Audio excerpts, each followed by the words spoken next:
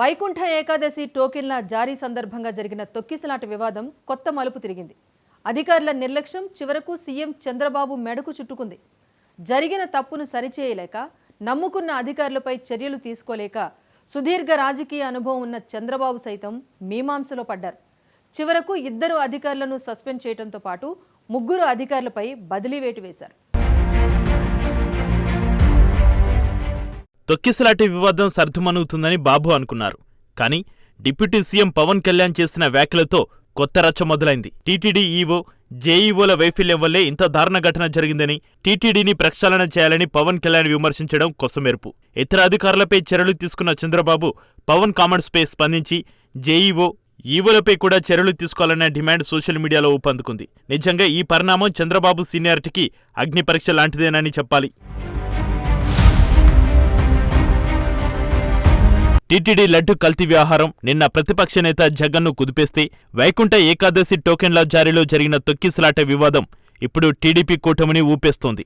లడ్డు కల్తీ ఇష్యూను అడ్డం పెట్టుకుని తమను ఇరకాటంలో పడేసిన చంద్రబాబు సర్కార్ను టార్గెట్ చేసి తొక్కిసలాట ఘటనపై వైసీపీ నేతలు విమర్శలు గుప్పించారు. వైసీపీ అధినేత జగన్ దొరికిన ఛాన్స్ను మిస్ చేసుకోకుండా తిరుపతికి వెళ్లి తొక్కిసలాట బాధితులను పరామర్శించడంతో ఈ వివాదం రాజకీయ రంగు పులుముకుంది. పరిస్థితిని అంచనా వేసిన చంద్రబాబు డ్యామేజ్ కంట్రోల్లో భాగంగా తొక్కిసలాట ఘటనపై సమీక్షించి ఈ ఘటనకు బాధ్యులైన అధికారులపై చర్యలకు ఉపక్రమించారు. చివరకు ఈ దుర్ఘటనపై న్యాయ విచారణకు ఆదేశిస్తున్నట్లు బాబు ప్రకటించారు.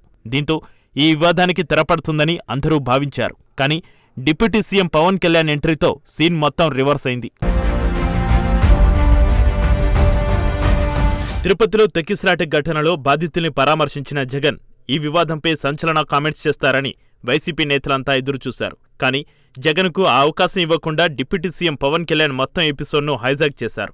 చంద్రబాబు కొందరు అధికారులపై చర్యలు తీసుకున్నంత మాత్రాన సరిపోదని, తొక్కిసలాట ఘటనకు TTD EO Shyamala Rao, JEO Venkaiah చౌదరిలే బాధ్యత వహించాలని పవన్ చేసిన అనూహ్య వ్యాఖ్యలతో చంద్రబాబు డిఫెన్స్లో పడాల్సి వచ్చింది.